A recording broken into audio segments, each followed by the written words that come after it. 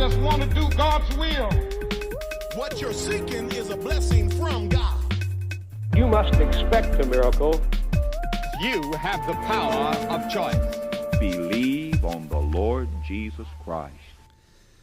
Welcome to Life Today Live. I'm Randy Robinson here, and it's great to be with you all, you world changers, you people who are created and ordained by God to change this world wherever you're at, whether you're in education, whether you're in politics, whether you're just taking care of a home, or maybe you are in entertainment. Now, you will hear me talking a lot about Pureflix.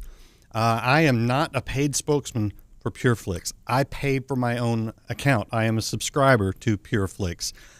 I support them because of what they're doing, which is making a dent in the entertainment industry from a Christian viewpoint. I just support that. I would love for you to support it too.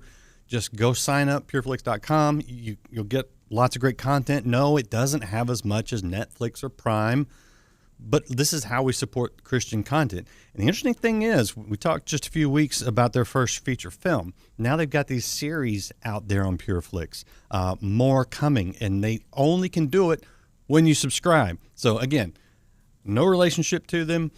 I'm not getting paid. They don't even comp my account. They would, but I didn't ask them to. I just paid for it. So we're going to talk today and tomorrow about some people that are doing things on Pureflix. Tomorrow I have Lee Strobel talking about his documentary on the case for heaven. So I invite you to that. Today I've got a gentleman who's been out there making interesting things for the screen for quite a while now. His name is Dan Merchant, and he has a new series. He has a couple new series, actually, both on Pureflix. I want to show you the trailer for one that been out a couple of months, I think now. June, I guess, yeah, almost 2 months. Is that right? Yeah, okay. He's nodding. You'll see him in a second. But this is the trailer for Going Home, a drama. He's also got a comedy that's out. So take a look at this, and then we'll be back with the writer and director of both of these series, Dan Merchant. I call on you, God. Give me your ear and hear my prayer. People misunderstand death. The troubles that you carry. It isn't the opposite of life. It's a part of life. I take care of Betty. We're going to walk her home together. I'm praying for a miracle. Why is that wrong? It's not. You can pray for more. Courage. Peace. They can't help Randall. You can. Can you keep your smile even when you're upset? I'm excited to see what heaven turns out to be. You have new memories to make. I know you're moving, even when I can't see it.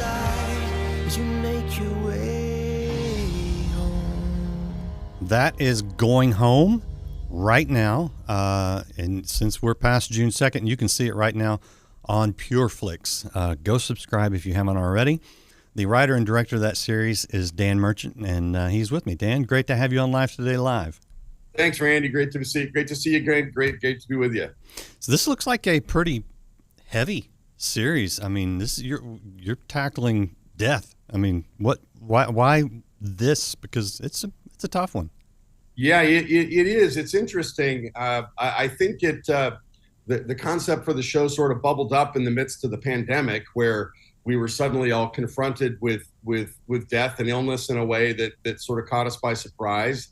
In my personal life, somewhere during the gestation period for the show idea, my father discontinued his cancer treatments and has since passed. But he was on his journey off this mortal coil, as Shakespeare once said. And so these things started rolling around in my brain, and was talking with Rich Peluso at Sony Pictures, who now run Pureflix, and we started talking about this as a subject for a show, and they were shockingly receptive to it, and Pureflix was also. So we have a dramatic series set in a hospice center, And, sort of the goal is twofold. One, it's to help us with a conversation about death, which I always thought was fascinating, that as Christians, it's a good thing. We're going to a better place, but it's obviously a sad thing too, but we kind of sometimes don't act like it, which as a kid was always puzzling. Why is everyone so sad at this memorial for grandma? Isn't she in heaven? Isn't she in this better place? That's a kid's mind now. And as you get to be a grown up, you kind of go, okay, well, our loved ones leave a hole in our lives when they depart. Yeah. But the other conversation that it helps us have is, are we living, what is our fear of death? Are we living as we're supposed to be living? Are we doing what God has for us? Are our relationships where they need to be? And in researching this show, it's sort of a powerful understanding or revelation to me was there's probably some kind of a relationship, an algorithm between the amount of unfinished business we have and the amount of grief that we wrestle with in the wake of somebody's passing. And so that speaks to about how we live our lives and the state of our relationships. So going home in a winsome, loving, beautiful, at times even funny way directly addresses all these things, which makes it kind of a unique medical show, where the nurses aren't trying to save the patient, but we're working through the physical comfort, the spiritual needs, and the emotional needs of a patient, which is what the mission of hospice is. Has there ever been a hospice series on television that you know of? I don't remember. Not to my understanding. There's been little through lines here and there on shows, but no, not to my understanding. There's never been a show that's just dedicated, to this aspect of it, and that gave us some great opportunities for deep, moving, thoughtful ruminations on these things through characters that you love and characters that are struggling to pull it together. And as you saw in the trailer, some wonderful actors. Cynthia Geary, you might recognize from the CBS hit Northern Exposure back in the day. Tom Skerritt makes a couple of appearances. You remember him from Top Gun and Steel Magnolias, and great actor. A billion things through the years. MASH, he's in MASH. Wow. I had to go back and go, wait, what? That's Skerritt? So some wonderful actors. It was really, and that's what you have to make a show like this work, to not be melodramatic, not be corny, not be preachy.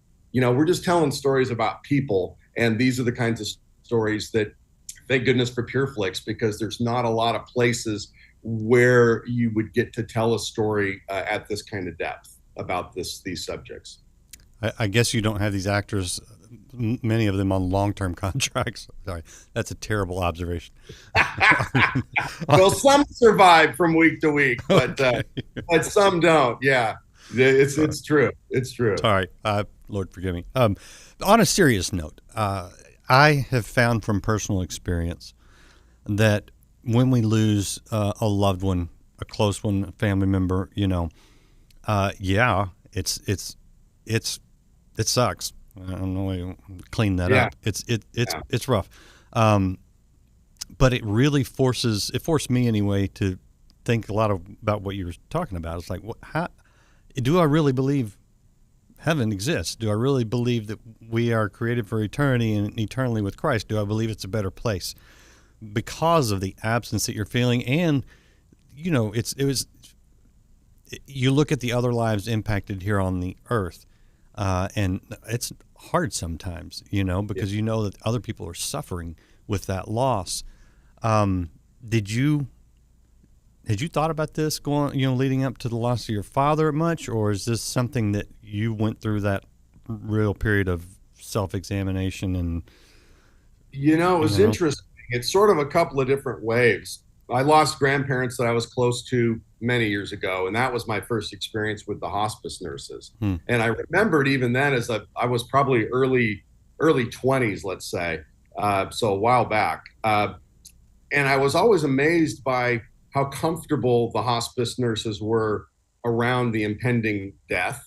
And the other thing I noticed was that the beautiful people that worked with us always seemed to have the right thing to say or do. And unlike the rest of us that were just buzzing and completely uncomfortable and fending off grief and all that. So that was really fascinating to kind of, in the back of my mind, it's like, how did they do that? How did they, because it's an awkward scenario, and it's one that we don't experience but a handful of times, hopefully, in our lives with, older relatives and things like that. But then in researching with the hospice nurses before writing and producing these shows, we started to hear a lot of the same kinds of stories. And it really came down to a life lesson, which was the secret weapon of the hospice nurse is to be present.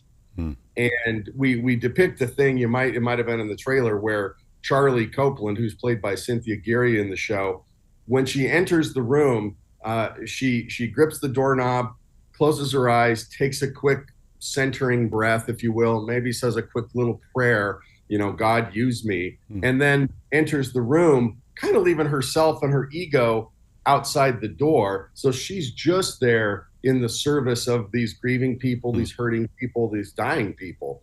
And to be present sort of puts the room in slow motion.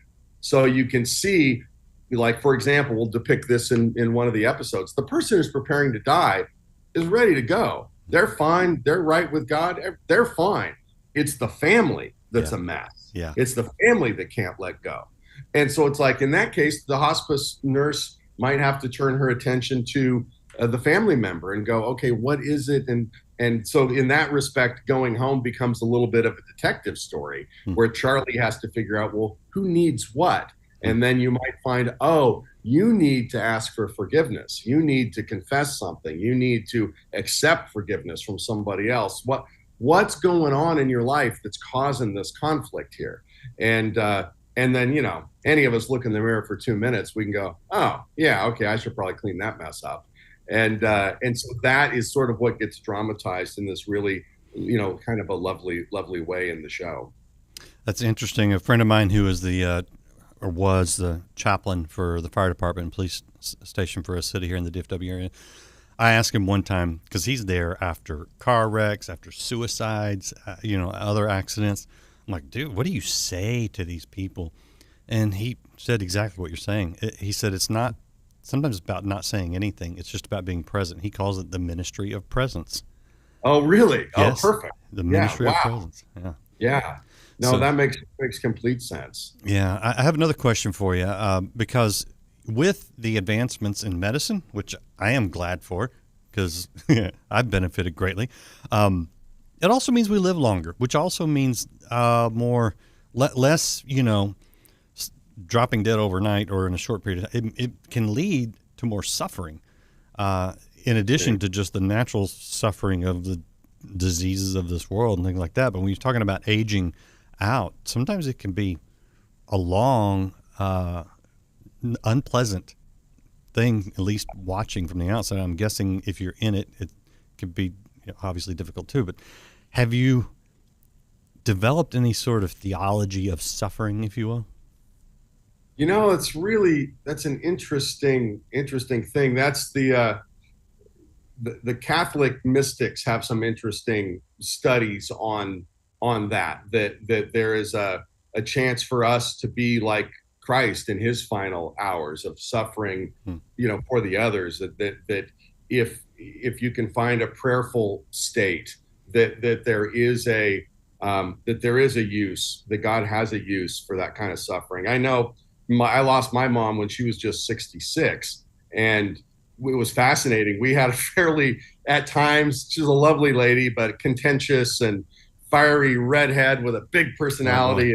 It was an interesting journey with her, but she ended very well. And what was fascinating was, and this is the good news, bad news with a cancer diagnosis, was unlike a car crash like you referred to a minute ago, which is terrible and sudden and awful.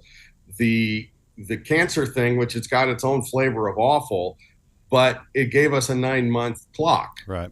We knew what it was going to be, and we made use of that time. And we had conversations that were long overdue, and we had forgiveness, and we had tears, and there was a lot that we made use of that time. And that's a thing that the hospice folks talk about a lot, is to make use of this time. So in a way, the strength in that suffering, she showed so much grace. I saw her faith exhibited she's got death now looking at her right in the face as a real thing, not an abstract concept at this point, right? And to see that her belief in God only got stronger as she got closer to going was really inspiring, and really showed me something about her faith that, I hadn't really seen or believed maybe before. Look, we say the things we say, and then we act the way we act. And as Paul says, I do the things why do I do the things I don't want to do? I say I'm not going to do, and I do them anyway. So we do all these things to throw people off of what our journey, what we're trying to do. People go, ridiculous hypocrite. Yep, I am. But to be faced with God and to be just so moved by her grace in that suffering was really meaningful. And it's sort of like when the chips were down, it mattered. So that's another fascinating thing about if we're willing to hang in and sit in this very difficult time. Yeah, there is purpose in it. There is beauty in it, and you see God's fingerprints all over it. That's the other thing that's quite magnificent. And as the hospice nurses tell you, and I think as Charlie mentions in that trailer, death isn't the opposite of life, which of course is the dramatic through line of every medical show. Right. Death is part of life. It's part of the journey. And when it's kind of a duh, right? But when you go, oh, right, it's all part of the same story, it does shift your perspective a little bit. And those are the kinds of dramatic stories that we tell on Going Home. And what's been really neat, the show debuted in June, and it's been the #1 show on Pureflix, and it's been really beautifully received. And it's been a blessing for me to look at the, usually I don't like to go on the social media, but it's fun to look at the responses, and people found the show beautiful, and they'll say things like, oh, I love the show.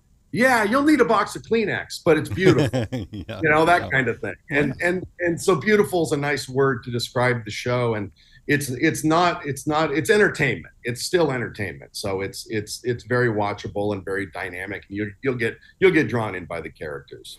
That is Going Home. You can get that on Pureflix, only on Pureflix. And so if you haven't subscribed, go subscribe now. They'll give you like a week free, but I paid, when I subscribed, I paid for the whole year in advance.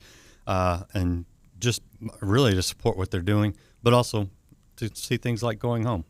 So Dan, I'm going to shift gears now, because this is not the only thing you're doing on Pureflix. We've also got this one, Live and Local. And this is, you talk about a hard left turn from Going Home. It's called having range. I got to have range, Randy. You've accomplished it. The only thing you need to do now is like, I don't know, a zombie series or something. So been there, done that. Yeah.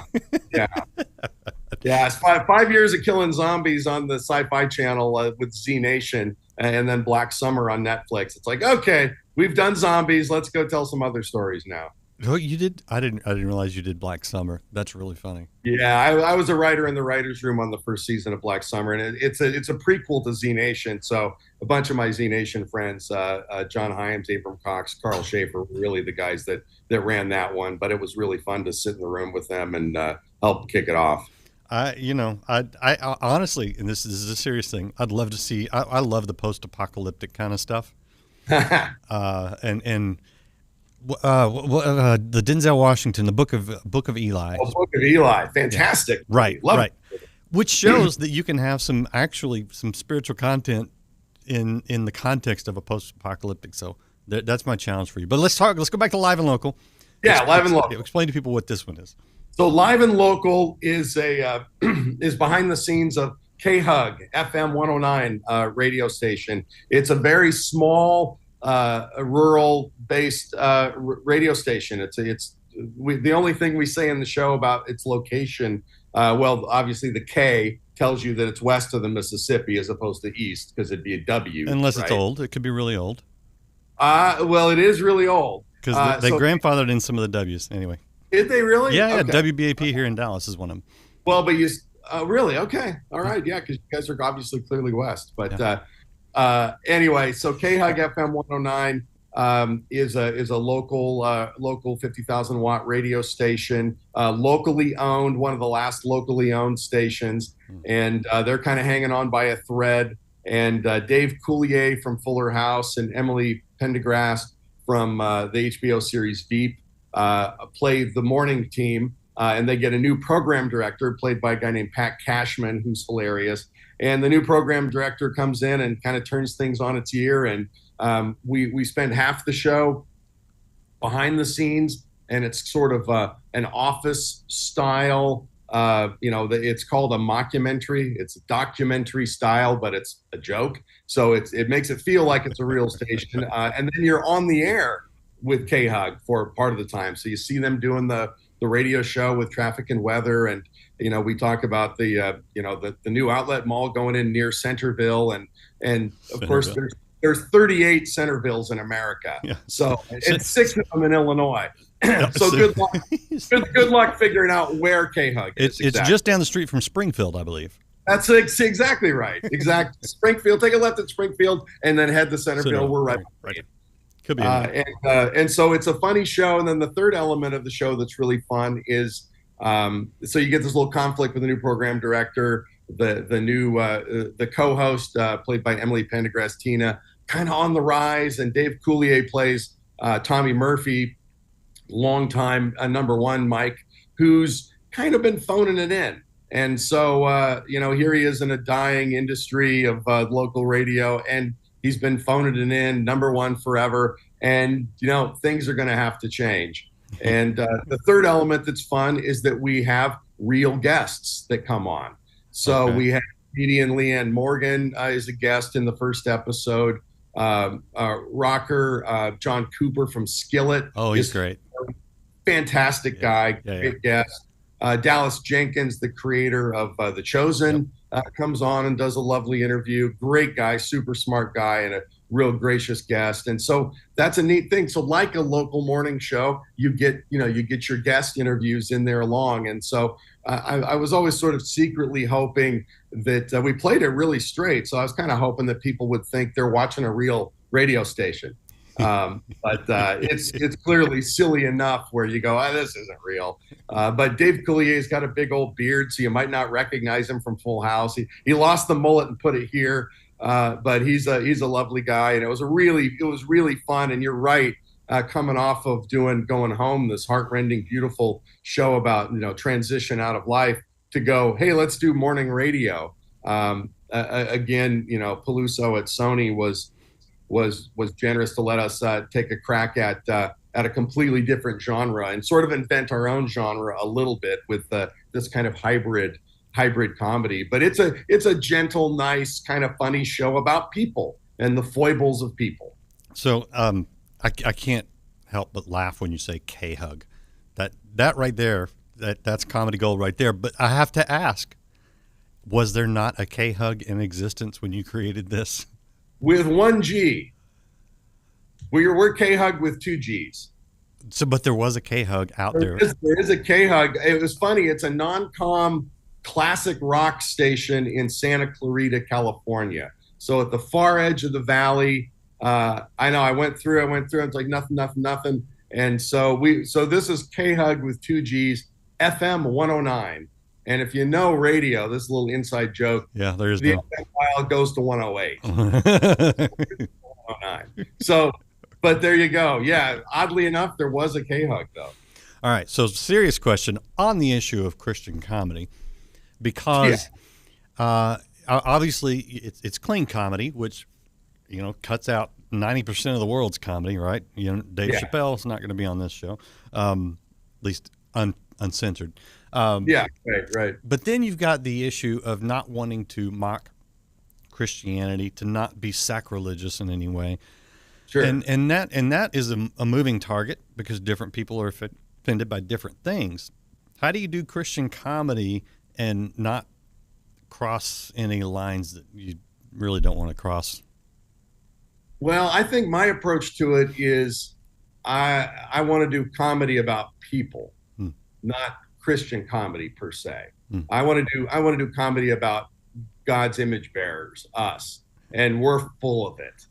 And we're full of foibles. We're full of hubris. We're full of arrogance. We're full of stupidity. We're full of pride, and all of that is really easy. That's a very wide birth. Yes, it is. To cover, and very relatable, very relatable. And there are things, because I do, I am in the church family. We have a segment, the character that Emily Pendergrass plays, Judge Knott.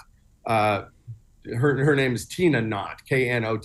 So she has a segment called Judge Knott, where people send in their complaints about church. and these are like mostly real complaints, but we play with them a little bit. And one of the complaints is a true annoyance, which is, when you show up for the Christmas Eve service and the place is half full with people that only come once a year, and my seat's gone. This is where I sit. What are you guys doing? This is where I sit. I haven't seen you all year. What are you doing here? And it's like, oh yeah, real nice Christian attitude, guys. So we get to, somebody writes that letter in and complains and asks, hey, Judge Knott, is it okay if we throw them out? Because these are our regular seats.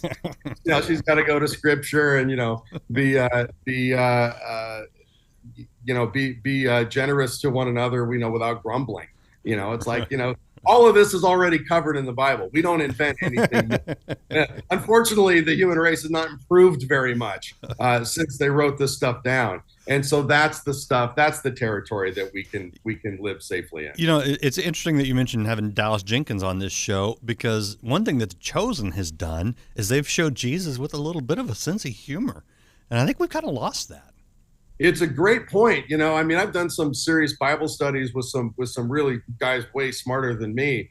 And when they start describing the context of the day, the vernacular, here's what the Greek translation was, which really meant this. It's like, oh my, is he being sarcastic right now? Oh, that's hilarious. And even the idea like the Good Samaritan, that's like saying the good axe murderer in our vernacular, right? It's like, it's such an outrageous statement that he would say that there is such a thing as a good Samaritan. I was lost on that for 40 years. I'd read it for 40 years. Oh yeah, I'm like the Good Samaritan. No, you're not. You're the guy on the other side of the street, crossing the street. And by the way, to the audience Jesus is speaking to, there's no such thing as a good Samaritan. That's the point of the story. So it's like saying the good axe murderer. And it's like, which is funny, which is interesting. So you're right. The Lord had a sense of humor, and we've missed it mostly. All right. That is Live and Local, streaming right now only on Pureflix, pureflix.com. Just go sign up for it. And you know what? Is it too early to talk about Christmas? Because if you're like me, and you're getting up there in the age bracket, and you're like, man, what do I get my kids and maybe grandkids for Christmas this year? Get them a Pureflix subscription. I mean, why not? Get them into programming better than what they're getting on some of the other ones. And I'm not down on the other ones. I get it, but I think we should support Christians in what they're doing. People like Dan Merchant, as he's writing and producing, Going Home, Live and Local, all these great things. Dan, what's your take on Christian? What do you call this, film or television these days? But this sort of thing, the technology has really, really opened up the possibilities for more independent and less funded creative types like yourself. What's your take on the industry in general? I'm curious. I think you're right. The not only has the technology, you can make a movie on your phone. I don't really believe that, but people say they've done it. And I'm like, yeah, I don't know. I take videos on my phone and they're not very good. So no. And I do this for a living. But okay. So to your point, the technology has certainly lowered the bar. And the fact that there's so many more outlets also create these other opportunities. And I think that as people find that Pureflix's success brought interest from Sony Pictures, which is the major studio. And so what's interesting with Pureflix too now is that you get high quality family entertainment from the Sony catalog is now available there. Helen Mirren in The Queen, Oscar-winning fantastic actor in The Queen, Cloudy with a Chance of Meatballs, great funny family fare. So there's a lot more on there that's helping to make a better value, I think, for the viewer, while floating the boat to give us a chance to tell stories that, I try and tell stories that would appeal to anyone, and I'm not a big fan of I feel like the stories can work. I'm not a big fan of proselytizing in entertainment. It's like, let the story, do what Jesus did. Tell the parable. Jesus isn't doing altar call every time. He tells a parable. Yeah. Do the story. Yeah. And that comes in the side door, and that's what moves hearts, and that's what gets you thinking about things. And I think those are the kinds of stories that are valuable, whether they're, quote, from the secular world or whether, I think that the Christian stories or the stories with intention of filmmakers, of people in faith, have a little more truth or a little more underpinning to them. But, people used to ask me, what's your favorite Christian movie? And for years I would tell them Philomena, which is an R-rated studio movie starring Judi Dench and Steve Coogan. You'd be fascinated in this. It's a young Irish woman who was impregnated out of wedlock, gave her baby up for adoption, and is now an old woman looking for her daughter. Oh, wow.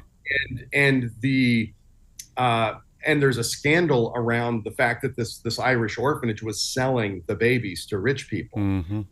Horrible, corrupt thing that happened inside the church. Yes, it this did. atheist London Times reporter, played by Steve Coogan, takes this woman of faith on this journey to try and find her daughter, and he just can't understand how she still has faith. And it's the most gracious portrayal of what love in Christ really is in this messed up world. And, there's bad language here and there. It's hard subject matter, beautifully acted, beautifully told. And hardly a Christian I know has heard of it. Interesting. And that's a shame, because that's way better than something else that's sort of cynically manufactured to go, here's the 8 things that are okay to talk to Christian audiences about. And it's like, you're really shortchanging the audience when you think of them like that, guys. And so those are my goal. I mean, I get it. You don't want bad language. I get it if you don't want inappropriate material. That's one thing. But I'm talking about, and this is what we do with Going Home. I mean, I feel like we address difficult things that, on paper, it doesn't make any sense to do a show that confronts death during a pandemic. That doesn't make any sense.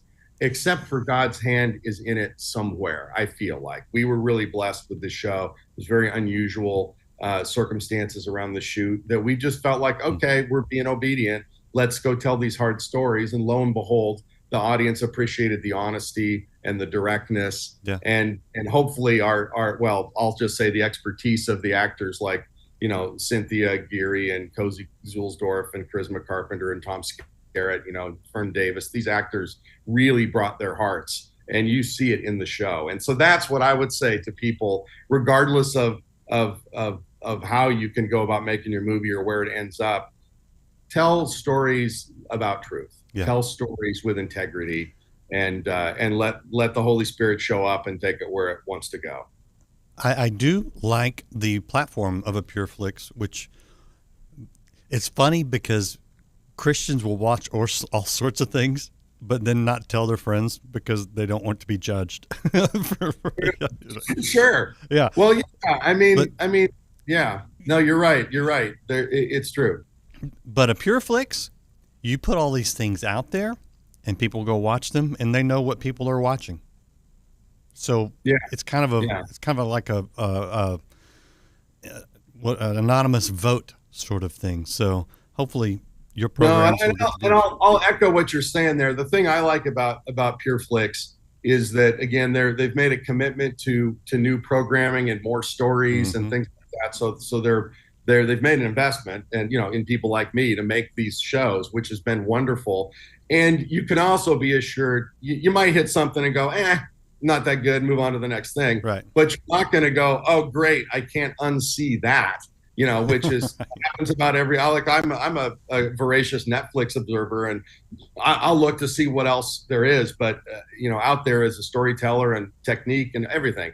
But I've gotten to the point where I'll give something 10 minutes and then just go, oop, okay, I don't trust this filmmaker knows what they're doing. Click, next. That kind of thing. And so that's a thing you don't have to worry about, on Pureflix in terms of content that's objectionable. You might find something too corny. Great. Move on to the next one. Big deal. Right. No foul. But you're going to be spurned to think about things like death in a Christian context, in a spiritual, healthy spiritual way, as opposed to, this guy's now a girl, and we're therefore he's a she's a whatever, a hero, So look, yeah, I know there's room for all kinds of stories in the world. That's fine, but I feel like within Pureflix and something like Going Home, it's like, well, you can trust us. Come on the journey with us, and you can trust us. Yep. That's Pureflix. Dan, man, I appreciate your time. Fun catching up with you. It's been a while since we talked, and I love what you're able to do and what you're doing. So keep it up. Thanks, man. Oh, thanks so much, Randy. Great to see you. I appreciate it. Appreciate you guys out there in the audience hanging out. I'll say it one more time.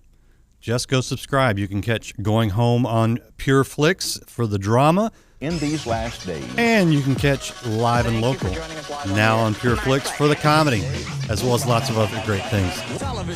Check it out. Subscribe, buy subscriptions for your family. Come back to Life Today Live, and I'll see you again tomorrow with Lee Strobel. You're the fruit. You're the fruit.